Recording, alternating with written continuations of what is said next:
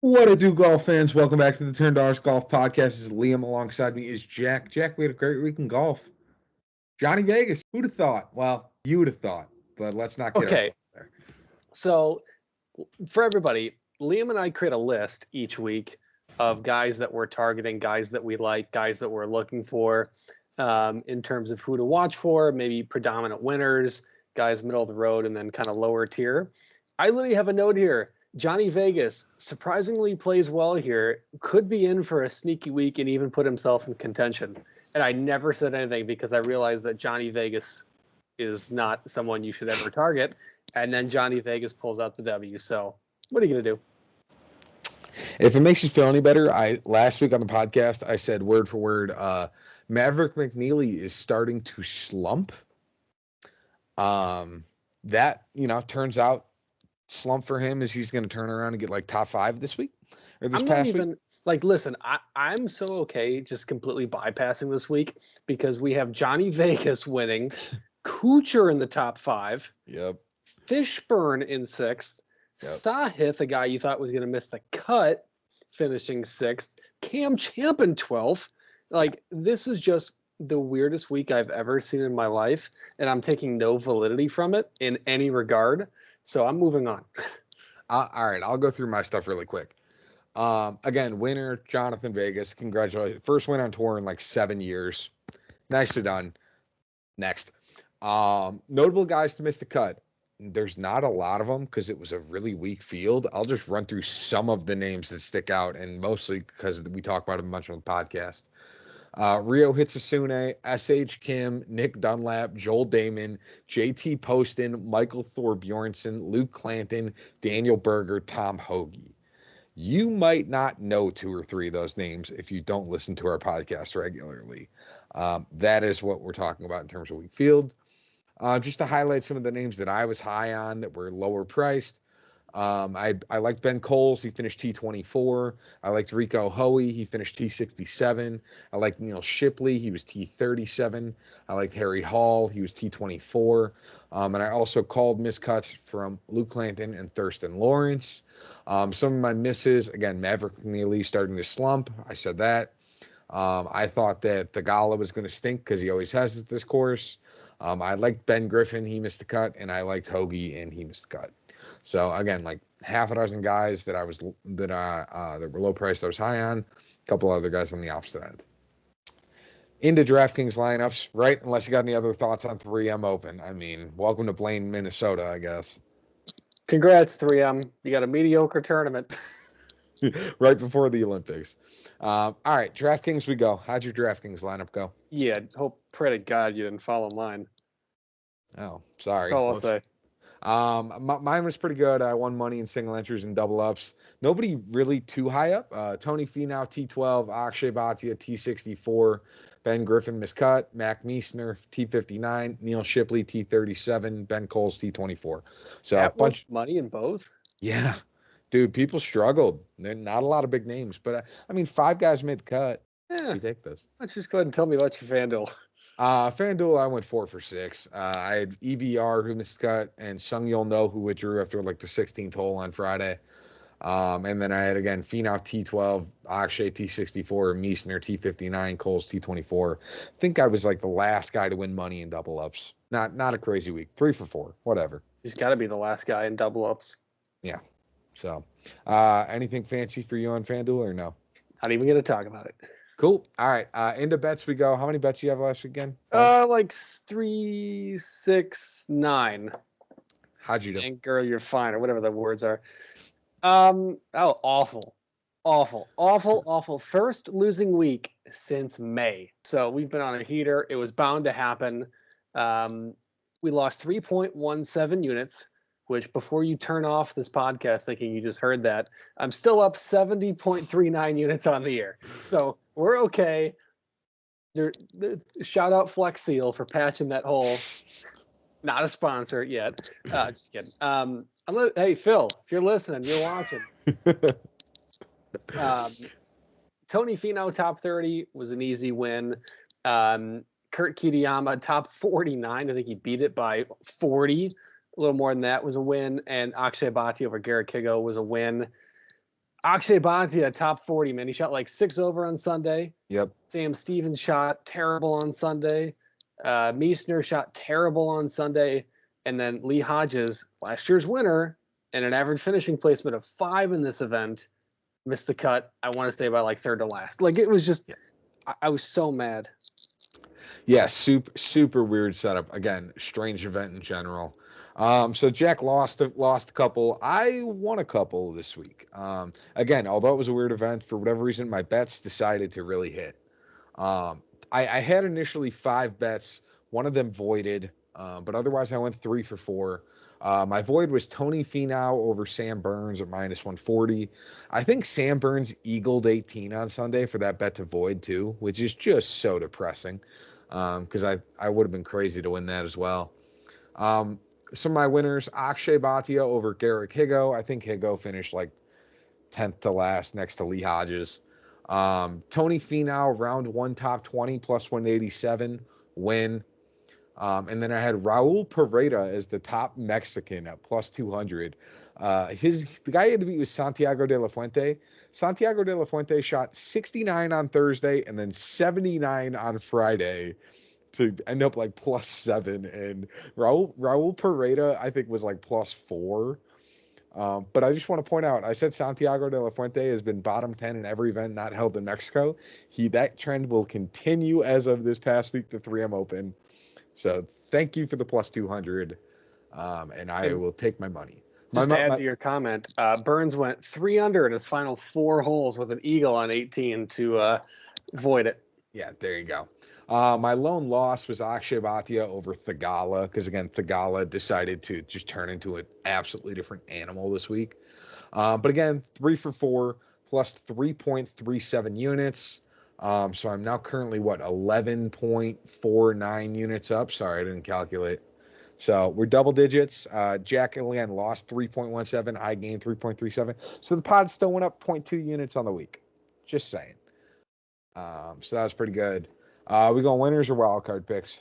I just want to go to the next. I suck so bad. I had Akshay, who I thought would do spectacular with the scoring and ball striking measurements, finished 64th, and Sam Stevens decided to go back to Corn Ferry or Q School and finish 64th as well. It was just so frustrating on so many levels. I'll trade you. I took EVR and Ben Griffin and both missed the cut badly. So love that for me. Wild card picks. Did yours win? I had SH Kim finishing top 30, and I think if you flip that T to a B in terms of bottom, that would have hit. There you go. I had Thor Bjornsson, Meissner, and Novak top 40. I think Novak was like in the lead at one point on maybe Friday. But Thor Bjornsson shit the bed, so that one never stood a chance. All right, cool. Thank God. 3M, done and dusted. We're out of there. Again, and if you like hearing the reviews on that, please let us know. But specifically last week, the 3M, it's just not very insightful in a relatively weak field where not a lot of big names, won. So, yeah, we're going to skip right past that. We are on to the Olympics. What? Nothing. I just, I think I'm hearing things, feeling a little patriotic with all that's going on. I kind of feel unpatriotic, like pausing that. So anyways, if someone copyrights our turn, you losers. Anyway. Hey, you'd be surprised. So we are in the Olympics. We are playing at Le Golf National in Paris, France. If you're going to be mad at me about the way that I pronounce that, you can yell at me in the comments. Go on YouTube and watch my reaction to hearing that in my ear. Don't care. This course is going to play as a par 71, totaling 7,180 yards. Last year's winner, there is no last year. It's just last Olympics, which is like 3 years ago. So Xander Schauffele won gold 3 years ago. Silver was Rory Sabatini, and bronze was CT Pan. So, wow, what a podium. Just some highlights. There's only 60 golfers in the field this week, and because of such, there is no cut. This week, again, we are in Paris. The event is kind of strange. There's only going to be 4 golfers per country. Max. What? Max. Max. Sorry, yeah, 4 golfers per country max, depending on how many you were allotted in, things like that. Many of your favorite golfers who would normally play in an event like this, like Justin Thomas, Jordan Spieth, Tony Finau, Bryson right? DeChambeau. Yeah, Bryson DeChambeau, who's notably because there's some controversy that he should have gotten in over like a Wyndham Clark, will not be in the field this week. Because of those names not being in the field, it's going to make for an interesting week as far as the odds go. Don't worry, Jack still found like 25 bets for you. But like, for example, Scotty is, I think, at max 4-1 odds to win, which is 4.5 is the highest I got him at. So plus 450 is what the highest I got. okay. The highest he's at is 450. I think I just looked at 1 or 2, and I think he was at like 400 and 425. So I just. And just to add one comment to Liam's opening statement, they have the Open de France here at the same course that happens every year. So if you were a golf degenerate like me and you heard Liam say last event's winner, he's referring to the Olympics, Yes. not the Open de France, which was my guy, Ryo Hisasune. But, and we'll get into this, there are 3 former winners of this event in the field. Oh, that's my next note. But all right, I will skip over that and let you. Well, you might as well just say, fine. Alex Noren, Yes. Tommy Fleetwood, Guido Migliozzi. Yes. Last thing I'll mention, I'm not going to tell you what to do, but I would avoid sticking with like top 20 bets this week. They're extremely inflated. They're not really the best value. Well, the only reason I would say maybe not do that is because, and first of all, if you're a degenerate, you should be, go download every book that's available in your state, because some books have, like, for example, I'll use Colin Morikawa. I don't have any bets on him. On some book, he might be top 20 at minus 300. Some he's like minus 900. So you got to pick and choose your spots. But Liam in general is saying like Xander Schauffele is like minus 1700. Like it's not worth betting. Yeah, I think Scotty top 20 is like minus 1200. Oh, more than that. Oh, maybe that's just like the one book I saw him at where he was minus 1200. But again, it's just not very beneficial to get to that price point. So, all right, with that, are we jumping right into to the DraftKings price points? Yeah, so let's loop in the 10 through 12,000 range. This one actually looks like a major, which is nice. Scotty Scheffler, Xander Schauffele, Rory McIlroy, Jon Rahm, Ludwig Aubert, and Colin Morikawa. Yeah, I'm going to kind of start at the bottom, actually. I'm a big fan of Colin Morikawa this week. Outside of putting at the Open Championship, he has not lost strokes in a statistical category since the Valero, which was in, April. He has 11 straight finishes, finishing T23 or better, with, again, 10 of them being T15 or better. In the last 36 rounds, Colin Morikawa has been the 3rd best golfer in the world, behind probably Scotty and Xander. I would put him ahead of Rory right now, just based on last 36. And he's priced as the 6th golfer. So there's just some value there. And again, because of that, I like Morikawa. I didn't say anything. Oh, I heard a gasp. I thought I said something out of pocket. Not yet. Yeah, I was going to say, give it a little bit of time. Ludwig Aubert, I think he's going to be a little forgotten this week, just as far as price point. And again, he didn't do well at the Open. I am sure he's going to bounce back into at least middling form. He lost strokes putting with, he lost strokes on both putting and approach play at the Open, and that was the first time he did that, again, also since Valero in April. So I don't see that happening again. I see him doing a little better. I'm comfortable if you get to him. I'm comfortable if you avoid him. I just think his price point's bad, and I like Morikawa a little bit more as far as value play. Jon Rahm, not to say I told you so, but I told you he would find his form. Unfortunately, I called it at the Open. He ended up winning the following week on LIV. So I was close. He has 4 top 10 finishes in each of his last 4 starts. He's going to have 4 rounds this week without a miscut. I don't hate going back to him either, but again, he's $500 more expensive than Morikawa. You're sensing a theme here. I think a lot of these guys are identical. I think price point is going to be the important factor. So, and then Scotty Scheffler, spectacular. He struggled with the putter. He's lost strokes putting in 2 or 3. But that was at the U.S. Open. And the Open, I don't see that really being too much of an issue. And if you want to get to him for top 5, I'm kind of on board. So. Yeah, Scottie Scheffler is obviously the number 1 player in the world by a mile, but is also my number 1 this week. If you want to see the reasoning behind some of the Scottie Scheffler data, then I'm going to do a shameless plug here that one of my bets will include him, and you'll figure out exactly why on Turn Dog Golf Pod TikTok, where I have some bets going up there with more detailed reasoning. But just to give a quick sneak peek, 4 of the top 6 stats over the last decade at Le Golf National, or Le Golf National, whatever you want to pronounce it, Liam. 4 of the top 6 stats, he is number 1 on the PGA Tour, not just the field, across the entire PGA Tour. He's expensive, but Xander is also right up there in terms of me. Xander Schauffele is in the remaining 6 of those, or the other 6 stats. Yeah, he's got 3 top 5s in those. Yeah. So he's right on the cusp as everything. He's just number 2, in my opinion, on the PGA Tour. You can make the case he's player of the year. Those 2 guys for me are 1A and 1B. Don't hate Colin Morikawa. And I think the public loves Ludwig Aubert. I have a bet on him that I locked in, and I've been kind of monitoring some of his odds over the course of the day. His odds have fluctuated like tenfold dramatically. So I think there may be a little bit of a public warning because his price is actually dropping or stuck. Yeah, I honestly, the funny part about Xander is, if you remember Xander a few years ago, he was known as the guy who plays good on courses outside of the continental U.S. And then now this year he's won 2 majors and is probably in the best form he's ever been in.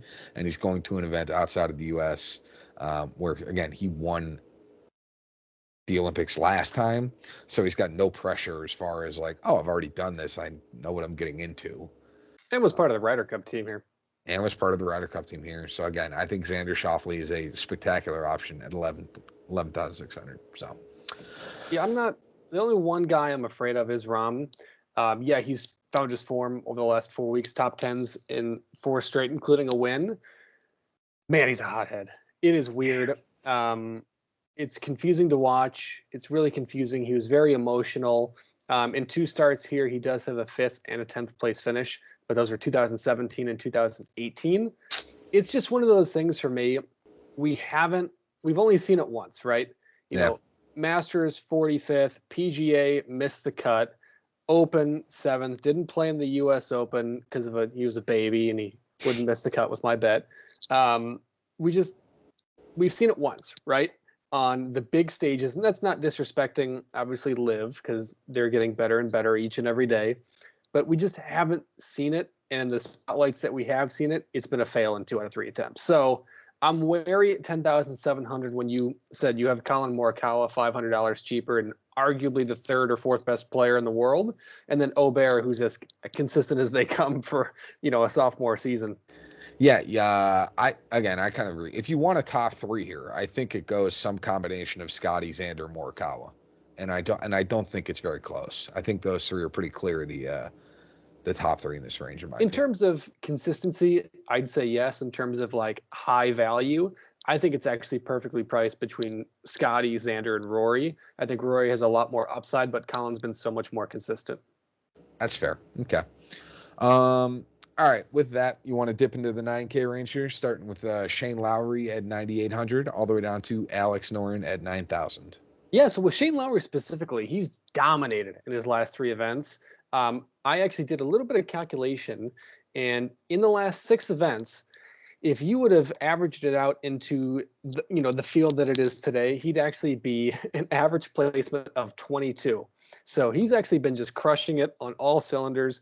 Really good ball striking, really good measures. The only measure that he has failed at is strokes gained around the green. He's gained in 6 of his last 10, and his misses on that stretch include 0.05 in the minus and 0.12 below average. Not concerning to me at all. This is a stat that, and if you want to know what stat it is, you might want to go to TikTok. But actually, I just kind of told you around the green.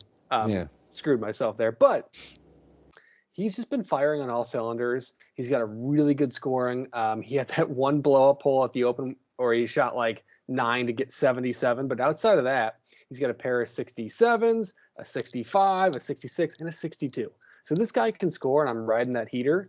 But I mean, you really can never count out number one, Tommy Fleetwood, who won this event in 2017, missed the cut the other 2 tries, and Alex Noren, who won in 2018, has an average finishing placement of 9.3, and his worst finish here is 18. So. Yeah. Also, if you take away the 4-week stretch of 3 missed cuts that Alex Noren had this year, he's been one of the better golfers of 2024. He does best on short courses where he doesn't have to rely off the tee, and that will definitely apply here. We've talked a lot in the past about Viktor Hovland. I'm not getting into any more detail on it. The guy cannot get around the green at all. And this is not a resort course. Yeah, not a resort course. You just have to see it from him before you can get into him. I am any bet that is basically anti Viktor Hovland right now, I am probably some sort of a fan of. Just because, again, he can have those pop-off weeks, but 9 out of 10 weeks, he's just not living up to snuff. I also don't hate Tom Kim this week because, again, it's not the longest course on the planet. Guy's in pretty good form, all things considered. And, again, his iron play is pretty good. So I don't hate going back to Tom Kim if you want to do that at 9,200. And I like Noren as well. So. Done deal. All right, into the 8K range we go. Corey Connors at 8,900 down to Matthew Pavon at 8,000. Public warning alert. Yes, Matthew Pavon is French. If you play him, I'm personally going to get on a flight, cross Atlantic, and come slap you in the face. Because of all the players, and I'll say this one more time, of every single player in the Olympic field that at one point has played the Open de France, he is dead last in the ranking.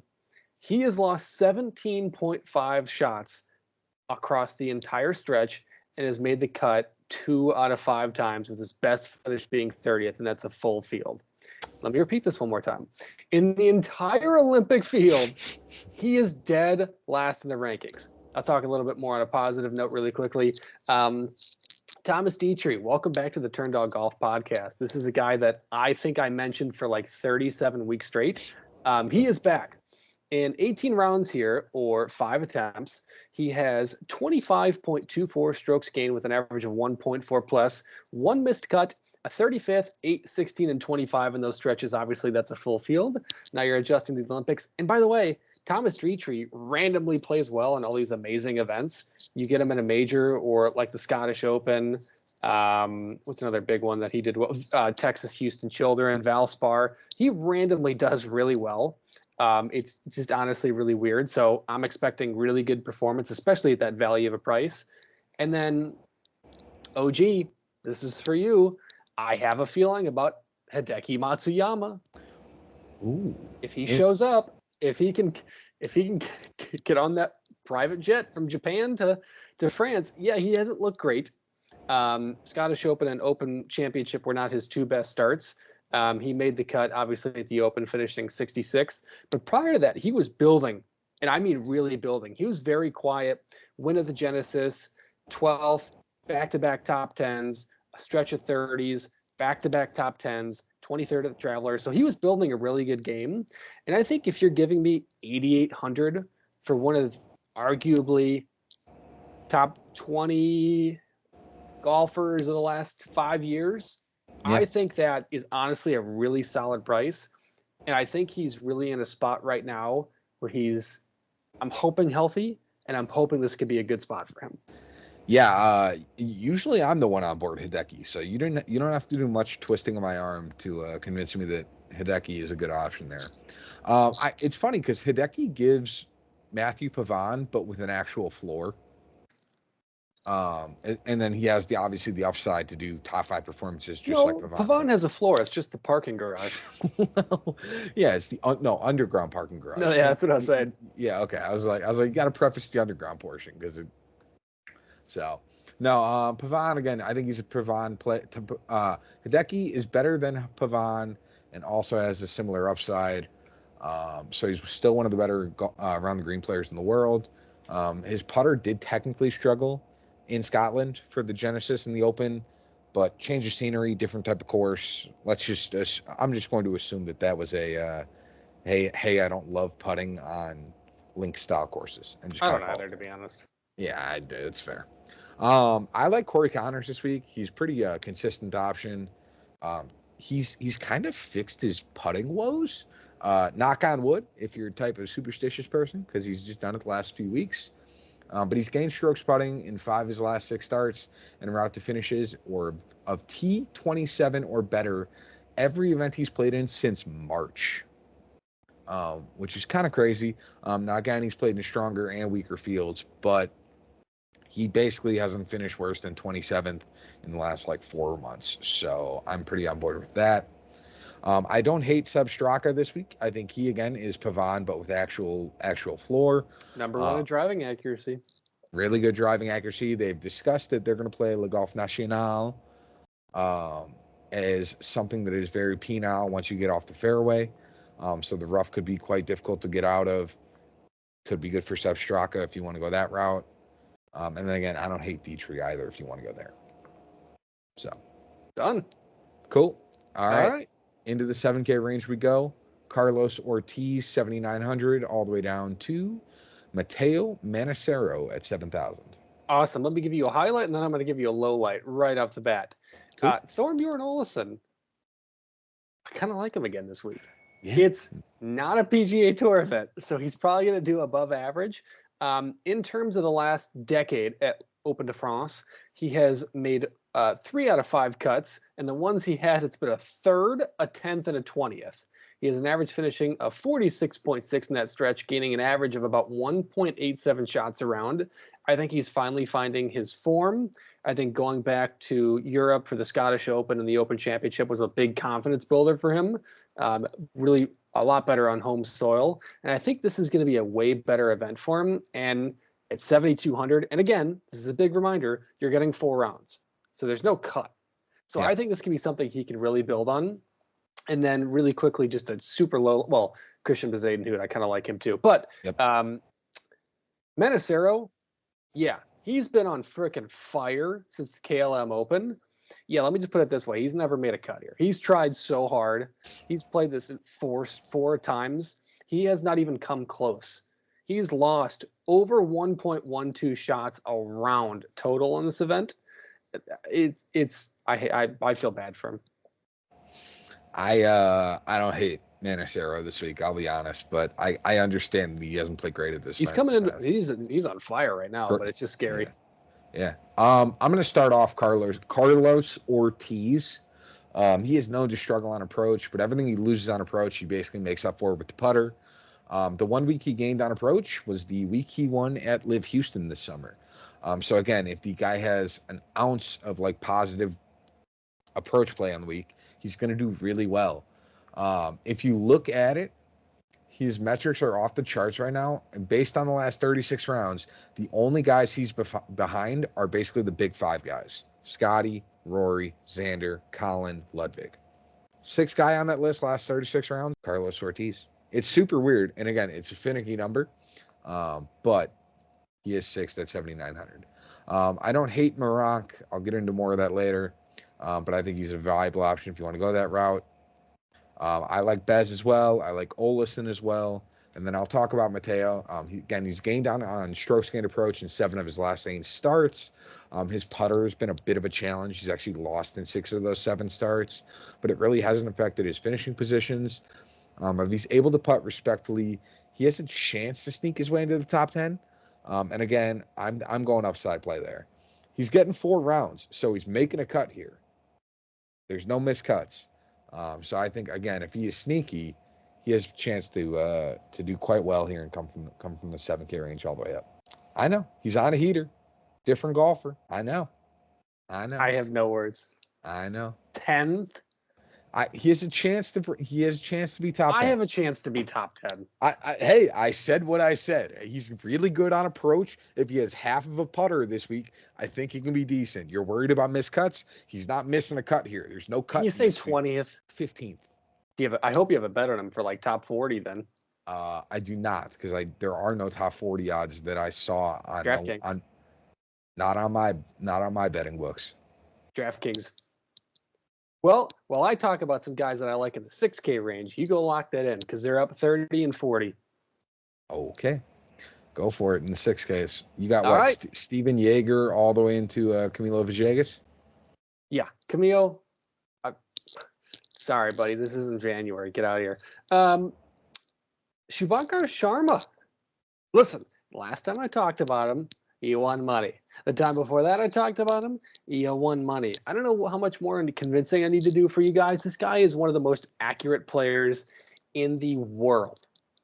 I'm not just saying for this event, in the world. He's played this event 3 times. He's hit some good numbers here. He's made 7 straight cuts on the PGA Tour and DP World Tour, which doesn't matter. Hold on. No, not that. No, I know you're talking about Manacero. Yeah. But Sharma hasn't played enough on the PGA Tour or DP World Tour to have a lot of stats. But he's gained, hear me out, 2.52 shots a round on average in the last 8 weeks. Think about that's a round. Tell me more. He's 5.5% more accurate in the last 3 starts than any other player in the world on the major tours. Don't come at me. But that might not seem significant. But if you think there's 162 players in the PGA, 150 on the DP, 150 on the Challenger, Asia, Korea, PGA Tour India, Latin Americas, that is an insane statistic. And at 6,500, you'd be smoking methamphetamines if you didn't lock that in. Yeah, I'm big on Sharma as well. I don't know what I was distracted by the fact that I was looking up DraftKings, but here are my notes on him. Excellent putter, gaining 18 strokes gained putting in his last 5 starts. Also gained on approach in 6 of his last 7 starts. Has not missed the cut since the Hero Indian Open on the DP World Tour in April. Biggest challenge off the tee. He's actually lost strokes gained off the tee in 6 of his last 7 starts. Hopefully with a shorter course where he doesn't have to do very much, maybe not always take driver off the tee, he can basically even out there, and then again his approach plane, his putting will for the record, only reason he lost strokes is because of a distance measure, not due to an accuracy measure. That's fair. So again, with it being shorter, he should be okay there. By the way, Matteo Manassero top 30 odds is like minus 160. So no. I guess I'm not locking him in at minus 160. I don't know. I thought you were talking about top 10. You got to give me plus money on that. I'm saying if he plays well. I'm not saying I'm guaranteeing a top 10. But you have 20 other spots now. Yeah, but it's minus money. It's minus 160. He just has to beat half the field. It's minus 160. Those odds are awful. I have a plus 110 that I feel way more confident about than that. We'll dig into that. Later. So we talked about Matteo again, gaining on approach in 7 of the 8, really bad with the putter. If you want a guy who's got worse finishing position with an equally crappy putter, say hello to your favorite guy, Steven Yeager at 6,900. He's lost strokes putting in 9 of his last 10 starts.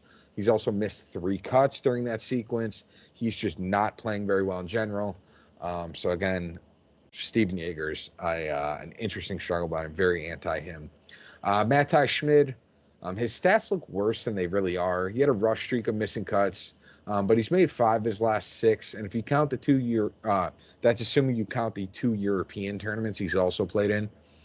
He's also gained with the putter in 5 of those 6 starts. So his putter is doing pretty well. Last guy I'm going to mention at 6,200, Chris Ventura. Some of you might not know who that is, but he hangs out a lot on the Korn Ferry Tour right now. He has 7 T25 or better finishes in his last 10 starts. He's actually pretty close with Nicolai Højgaard as well as Hovland. So he's also from Norway. So he's a very interesting option at 6,200. If you want a lot of those top tier guys and you need somebody down low, he's the first choice I'm going to, outside of probably Sharma first, but I want to see Kiradech Arfinabarn win only because I want to see a cigarette burn on the gold medal For those who don't know, Kiradecci got in trouble at Augusta National for not only smoking cigarettes but vaping on their driving. I was going to say, was it cigarettes or weed? It wasn't weed. It was vapes and cigarettes. Oh, it was vapes and cigarettes. Okay, yeah, got it. I don't know if there was THC in it, but who knows? So, all right. With that, let's get into the DraftKings lineup. What's yours looking like this week? Mine, I like my FanDuel better, for the record, but my DraftKings is starting off with Xander at 11,600. I think he's got a really good shot to actually go back to back on gold medals. That would be insane. Alex Noren, 9K. I think he's, like you had said, one of the best players in the world outside of a couple starts and played really well here. Dietrich at 8,300. I have Christian Bezuidenhout or Bezuidenhout, depending on which part of the world you're from, at 7,300. Thorbjorn Olesen at 7,200, and then Shubhankar Sharma at 6,500. There you go. For me, I've made a ton of adjustments throughout the day on mine, but this is what I ended up with. I have Xander Schauffele, 11,600. Colin Morikawa, 10,200. Seb Straka, 8,500. Matteo Manacero, 7,000. Shubhankar Sharma, 6,500. And Chris Ventura at 6,200. Awesome. Here's my FanDuel. You're going to look at the top three and you're going to go, how did you make that happen? I somehow did. It is Scotty Scheffler at 13,000. Xander Schauffele at 12,400. Ludwig Aubert at 11,300. Thorbjorn Olesen at 8,400. Shubhankar Sharma at 7,700. And then Nicholas Echevarri at 7,700. No, I do not like him, but I just picked the guy with the most experience on high-level tours. That was 6,100 or below. No, that's fair. For my FanDuel lineup, I'm doing kind of what Jack did, but on a little bit more of a mellow scale. I got Xander Schauffele, 12,400. Colin Morikawa, 11,600. Ludwig Aubert, 11,300. Christian Bezuidenhout, 8,800. Thorbjorn Olesen, 8,400. And Chris Ventura at 7,300. So I like those top five guys. If Ventura plays half decent, then that could be a very good line. All right, bets. How many you got this week? Okay, so I know I said last week that I'm going to have like 2 bets. I have 12. I'm sorry. I couldn't contain myself. I'm not addicted, I promise. Don't come at me. 1-800-GAMBLER. Bet responsibly, everyone. Bet responsibly. Bet responsibly. Bet high dollar amounts. Well, heck yeah. I mean, anyway. Win responsibly. Golf Podcast does not endorse you betting your mortgage money. But if you were, here are 12 bets I would recommend looking into. Number 1, Scotty Scheffler, top 5 was plus 110. It's moving quickly, ladies and gentlemen. If you're hearing this, go find your book. In his last 11 worldwide starts, 6 wins, 2 runner-ups, 2 other top 10s. I think it was like an 8th and a 6th. And then the only one he missed was a T41. Yep. This guy's going from jail to Olympic gold medal this week, baby. So he's number 1 in strokes gained total across the PGA Tour. And I'm going to save you guys. I'm jumping over to TikTok, even though you should turn to our Golf Pod. In the 6 main stats that you look for at Le Golf National, strokes gained off the tee, 4. Strokes gained approach, 1. Strokes gained tee to green, 1. Strokes gained around the green minus putting, 1. Driving accuracy, 20. And greens in regulation. Guy's awesome. Xander Schauffele, top 10, minus 170. Poke around for that one. I want to say that was DraftKings. Don't bet on ESPN because he's like minus 450 there. But minus 170, 14 for 17 on hitting top 10 on the year. His only misses were 13, 13, and 18. He's honestly probably the most consistent golfer from tee to hole in the modern golf era. Probably, I mean, I guess you could say Scotty because he leads most everything. But in terms of like the modern golf era, I mean, I think he's the most consistent golfer. He's number 2 in strokes gained total, number 2 in strokes gained average, adjusted and non-adjusted. He's number 11 in strokes gained off the tee, 5 in approach, 3rd in tee to green, and 12th in green in regulation. Guy's a monster.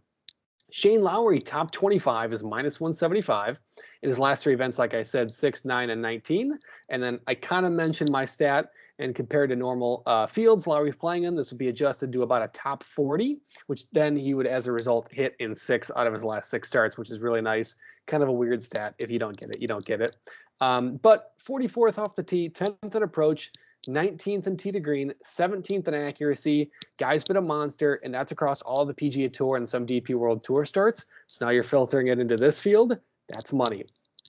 Ludwig Aubert, top 12 and ties is minus 120. He's hit this in 6 of his last 10 full field starts. He's, arguably number 4, number 5 in terms of on the year in golfers. He's really consistent. 13th off the tee, 8th in approach, 11th tee to green, 54 in accuracy, 24 in greens in regulation, 6th in scoring average, non-adjusted, and 11th in actual. That guy's a monster. Xander Schauffele, again, top 20 in round 1 is minus 190. In round 1 alone, he's number 4 in putts, number 2 in scoring average, number 1 in early scoring average, number 4 in late scoring average, number 7 in birdies, number 16 in birdies, and number 1 in bogey avoidance. Are you kidding me? Then Shubhankar Sharma over, I'm going to mispronounce it, Ganganjeet Bhullar is minus 200. Yeah, it's an extreme number, but let me just tell you this. Sharma's dominating on PGA Tour and DP World Tour. He's, like I said, 7 straight cuts. His last 3 starts are tremendous. Gained 2.52 shots a round over the last 8 weeks. He's one of the most accurate players in tee to green. Ganganjeet Bhullar has been falling. He plays barely on the Asian Tour, sometimes on the Challenger Tour, sometimes on the PGA Tour of India, and sometimes on the Korean Tour. He's only played twice in the last 3 years on the PGA Tour and DP World Tour, which was the Indian Open, where he didn't even crack top 40, 44th and 58th. There's barely any data available on him. He's losing 4.25 shots a round in his last 8 starts. Take that in, ladies and gentlemen. No. In his last 8 starts, he's lost almost 40 shots. I feel pretty good about Matteo Manassero beating him. True. And in his last 10 events, and again, remember these are Asian Tour, Korean Tour, Challenger and PGA Tour of India. He has a 33-49, a win, 58 miscut, 43rd miscut. It's rocky. And of the events, so the OWGR, the way it determines strength of field, so like a PGA Tour event will be like a 4. In those 10 starts, he's only had one event that qualifies for 1 on the divisor scale, which means it's ranked as a quarter of the size and strength of field of a PGA Tour event. Lock that the heck in. Next 2 are kind of a combo bet, so I'll save you some time. It's a USA winner at plus 150, and then a European player at plus 110. So all 4 players of the USA are in top 6 of the OWGR. There have been 30 events played in the 2024 season. These 4 alone have combined for 30% of them. Scotty 6, Xander 2, Wyndham 1, Colin will get 1 eventually. This is extremely weak field comparatively. This number should be incredibly higher in terms of percentage. And European, outside of the 4 guys above, they hold the next 8 of 11 in the power rankings. So Rahm, Rory, Aubert, Lowry, Hovland, Fleetwood, Noren, and Fitzy. Who's the first non-one that comes up? Tom Kim? Hideki? Hideki, yes. And then there was... Jason Day? No. I'll come back to you on that. Okay, no worries.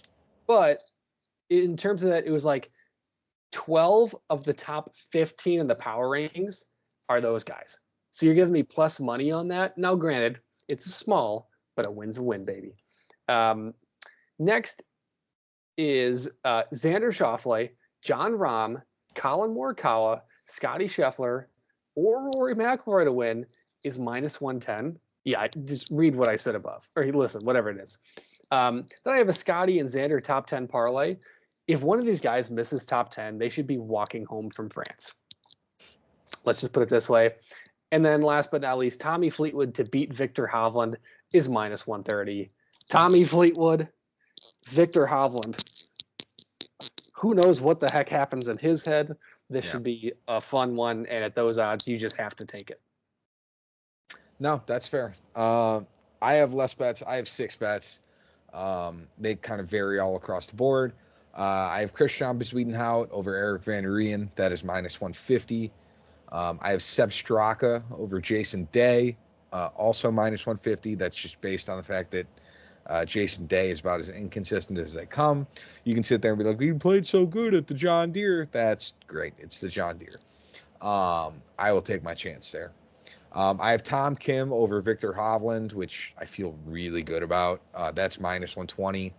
I have Adrian Maronk over Matthew Pavon at plus 110, which I think is going to be great. Again, if Pavon pops off and has top 5 finish, then so be it. But I feel pretty good about him finishing bottom 20 otherwise.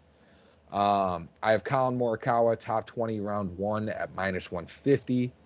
And I have Matthijs Schmidt over one of the worst players in the field, in Steven Yeager at plus 100. So those are my 6 bets. We going winners or wild card picks first? Let's go wild cards. Okay, cool. I looked, I didn't find anyone I really liked. This is a little bit less of a wild card, so I apologize. But it is Scotty or Xander to win at plus 175. I really should have just stuck with USA winner at plus 150. I don't know why those odds are really that. Wyndham Clark, but like Colin Morikawa. But anyway, I think one of those guys is winning, to be honest. I really like it. That's fair. For me, I just picked 3 guys I liked, but I couldn't find very many good odds on. So I have a top 20 parlay of Colin Morikawa, Corey Connors, and Thorbjorn Olesen. Gets you up like plus 383. So nothing too out of left field, but again, nice number, and I feel pretty good on Morikawa and Connors. It's really just a Thorbjorn Olesen, I think, at that point. Is he, where's he going to end up at? But the other 2, I feel pretty good about top 20. So, all right, winners picks? Scotty frickin' Scheffler. I mean, if I could go both, I already told you, Scotty or Xander, those are my 2 picks to win. If you're asking me, I think it's going to be Scotty. I really do. And then I have Hideki Matsuyama. I just feel like I told you, feeling's not the best, but I just have like a weird feeling he's going to come out, play really consistent. And when his putter gets hot, because that's one of his biggest issues is he's one of the best pure ball strikers in terms of our game. And I think if his putter comes out how it did a couple of years ago, he could put himself up there. That's fair. If I had him, I probably would have taken Morikawa here. But I've already used them, and again, I'm only using one golfer a year. So I am taking Adrian Maronk and Carlos Ortiz. I'm going for upset heavy. Again, 3 years ago, Rory Sabatini and CT Pan were silver and bronze. So I could totally see something being flipped on his head where it's like Adrian Maronk, Ryan Fox, and Carlos Ortiz are your podium kind of a deal. Do I want that? Absolutely not, because I think nobody's watching golf at that point. But I could totally see something like that happening, just based on the fact that it's the Olympics and it goes crazy. Also, one thing to note, this is going to start at 3 a.m. So go lock in your stuff. Yeah, I think DraftKings has everything locking at midnight on Wednesday night to Thursday mornings. Whoa. Yeah, so if it's not locked in by, might be midnight Eastern, 11 Central, 10 Mountain, 9 Pacific. Just have it in by like dinner time on Wednesday. Don't mess around too much. I mean, nobody's pulling out of the tournament at this point. They're already in Paris. A lot of them were at the opening ceremonies. Like you saw, Shane Lowry was the flag bearer. Mm-hmm. Okay, I was like, that's the term, right? It's not something fancy, but yeah, he was the flag bearer from. Did you see Wyndham Clark tried to ask for it? Dude, no, you won a 54-hole event. Chill out, dog. Hey, I love the fact that that Coco Gauff and LeBron were there because of the 20-year age difference basically between the 2 of them. I thought that was hilarious. Dude, shout out. I know we're a golf podcast, but that picture of them on the boat with LeBron holding it might be a top 10 photo of all time. Oh yeah, that's people were using it for like USA going into war chants already. Like they're like I would want nobody better to lead me into war than this, and then it shows like the photo of LeBron holding the American flag with the whole team. It's pretty funny. It's a pretty good one. So no. All right, with that, the Olympics should be fun. And one more thing for anybody here that's like, you guys didn't do any women's golf. That's next week. Yeah, dummies. We can discuss Nelly Korda going back to back next week if you guys. Oh, Nelly Korda. I love her, but man, she's no. Anyway, I know. I knew that would grind your gears, so that's why I commented on it. Next week we'll do a quick highlight on the Women's Olympics, and then we will also go over the Wyndham Championship, which I think is next week, right? Or is it 2 Correct. weeks? Yep. Now I'm in my head. It should be 2 weeks, but hold on, I'm in my head now. we'll double check, but regardless, we'll get women's Olympics discussions, and then depending on if the Wyndham's August 8th. Okay, yeah, so it is next week. Got it. All right, so we'll go over both those next week. Beyond that, have a good week. Enjoy the Olympics. Watch the other sports too. This is like the one time every 4 years where like you can watch like swimming or track or No, basketball. you can watch it, just people don't. I know, but I'm saying like now's as good of a time as any to watch it. So some of the stories are fun. There's like 16-year-old high schoolers like running 40-second 400 meters splits, which is There's just an 11-year-old from Japan. But anyway, point being, as far as golf goes, bet safe, be smart, let's win some money, and we'll see you next week. Deuces.